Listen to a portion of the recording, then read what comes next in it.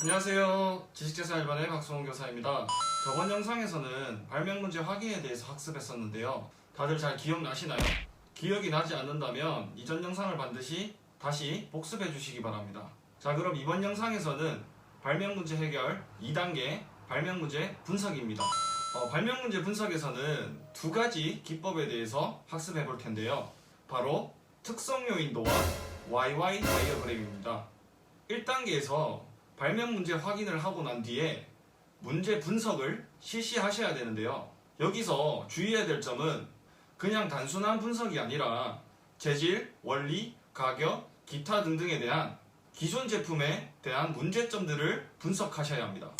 즉, 기존 대상에 대한 불편했던 점들, 문제점이었던 점들을 분석하시면 되겠습니다. 자, 그럼 두 가지 기법을 어떻게 사용하는지에 대해서 학습해 보도록 하겠습니다. 수업 시작하도록 하겠습니다. 안녕. 반갑습니다. 수업 시작하도록 하겠습니다. 자, 저희는 저번 시간에 발명 문제 해결 단계 중에서 발명 문제 확인, 즉 1단계를 학습했었습니다. 그 다음 단계가 발명 문제 분석 단계 2단계인데요. 발명 문제 분석은 무엇이냐? 개선할 사항이 무엇이 있는지 분석을 해보는 단계가 발명 문제 분석입니다. 먼저 제품의 주요 목적, 기능, 구조, 원리, 모양, 형태, 크기, 무게, 재질 등 이런 것들을 이해하고 분석해야 합니다. 발명 문제 분석 기법은 두 가지가 있는데 먼저 특성 요인도 기법이랑 YY 다이어그램 기법입니다. 자, 그래서 발명 문제 분석이 무엇이냐 다시 한번 정리하도록 하겠습니다. 발명 문제 분석은 개선할 사항이 무엇인지에 대해서 분석하는 겁니다. 여러분들이 보통 단계를 진행하다 보면 아직 아이디어 창출 단계가 아닌데 확인과 분석에서 이미 아이디어를 막 내고 있어요. 이거는 있다, 이건 없다, 뭐 이런 식으로. 그런 것들은 창출 단원에서 하는 거기 때문에 철저하게 배제한 후 분석에만 집중하셔야 됩니다. 분석을 어떻게 하느냐? 확인해서 고른 대상이 있을 것입니다. 만약에 핸드폰 케이스 여는 게 불편하다 이렇게 했으면 그 문제 분석의 대상은 그 핸드폰에 부착되어 있는 케이스일 것입니다. 그 케이스의 목적, 기능, 구조, 원리, 모양, 형태, 크기, 무게 등 이런 것들을 분석하면서 문제점이 무엇인지를 나열해 나가서 개선할 사항이 무엇인지에 대해서 작성하는 것이 발명 문제 분석 단계입니다. 이해하셨나요? 그 기법으로 두 가지가 있다고 말씀드렸습니다. 특성 요인도와 YY 다이어그램. 이 두 가지 기법에 대해서 한번 학습해 보도록 하겠습니다. 자, 먼저 특성 요인도 기법입니다.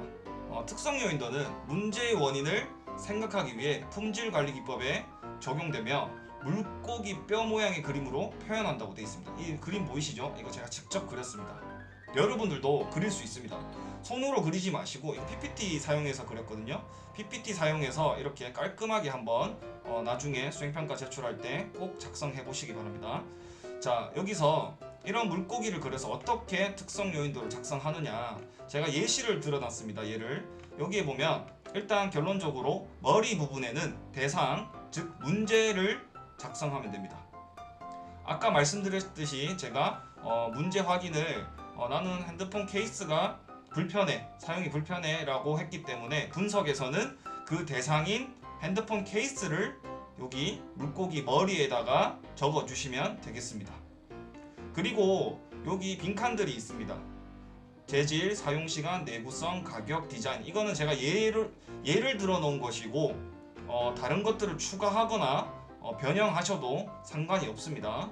해서 저는 재질, 사용시간, 내구성, 가격, 디자인을 해놓았습니다. 해서 재질에는 플라스틱이어서 내구성은 잘 깨진다. 그리고 사용시간도 수명이 짧다. 변색이 되더라고요. 그리고 잘 깨지기 때문에 수명도 짧고. 이런 식으로 문제점들을 하나하나씩 찾아가는 단계입니다. 여기서 보면 이렇게 적으면 조금 그런 게 폰 케이스 말고도 다른 대상이 있을 수도 있는데 가격, 비싸다 이렇게만 해버리면 문제점을 분석하기에는 약간 좀 제한적입니다. 그래서 최대한 이런 원인들, 문제점들은 상세히 작성해 주시면 여러분들이 수행하는데 아무래도 좀 더 편리하게 작용될 거라 생각이 듭니다. 이해하셨나요?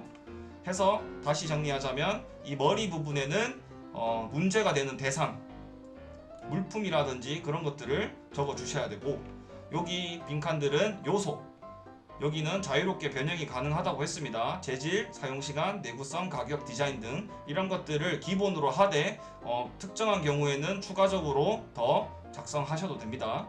그 다음에 그 재질에 대해서 한번 분석을 해보는 겁니다. 폰 케이스의 재질은 플라스틱이었습니다.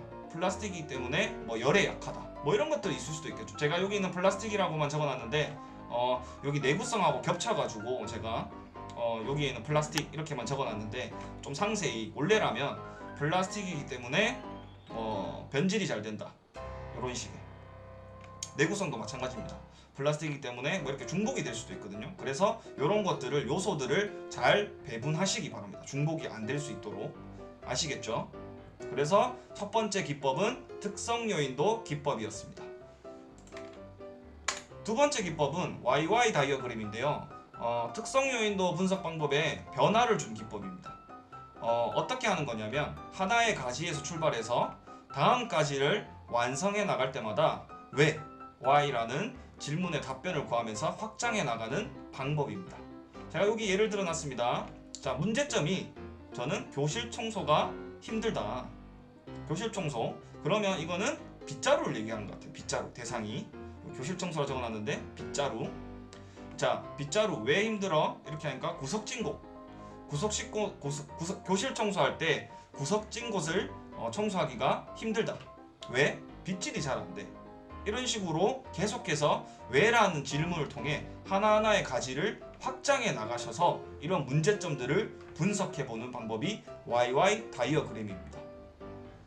이해할 수 있겠나요? 교실 청소가 주제였으면 구석진 곳, 문틈, 청소가 잘 안 되죠? 교실 청소가 왜 불편해? 처음에 대상에 대해서 물었을 때 나는 구석진 곳하고 문틈이 힘들어. 왜? 이렇게 물었을 때 구석진 곳은 빗질이 잘 안 돼. 문틈도 빗질이 잘 안 돼. 빗질이 잘 안 된다. 왜? 라고 물었을 때는 빗자루의 구조상의 문제가 또 나올 수가 있겠죠. 빗자루의 빗부분이 약해서, 잘 휘어져서, 단단하지 못해서 구석이 조금 할 수도 있다. 그리고 그 빗자루를 감싸고 있는 플라스틱 때문에 빛이 구석에 다 통과되지 못해가지고 불편할 수 있다. 이런 식으로 자꾸 질문 왜를 물어가면서 문제를 답변을 구하면서 확장해 나가는 방법이 YY 다이어그램입니다. 이해할 수 있겠나요? 문제 분석 기법이 이 두 가지 말고도 더 존재하지만 교과서상에는 특성 요인도와 YY 다이어그램을 나타내고 있습니다. 그래서 특성 요인도와 YY 다이어그램을 학습해 보았고요. 저희는 특성 요인도를 활용해서 지금부터 여러분들이 해야 될 사항을 안내하도록 하겠습니다. 특성 요인도를 사용해서 앞에 1단계에서 했던 문제 확인에 대한 대상을 분석해 주시면 되겠습니다. 이 단원은 수행평가 단원이기 때문에 여러분들이 반드시 이 과정을 수행하셔야 합니다. 그렇기 때문에 특성 요인도를 이용해서 1단계에서 발명 문제 확인한 문제점에 대한 대상을 분석을 실시해 주면 되겠습니다. 그리고 그 바탕을 특성 요인도를 활용해서 작성해서 파일을 제출해 주시면 되겠습니다. 이해하셨나요? 그럼 수업 여기까지 하도록 하겠습니다. 수고하셨습니다.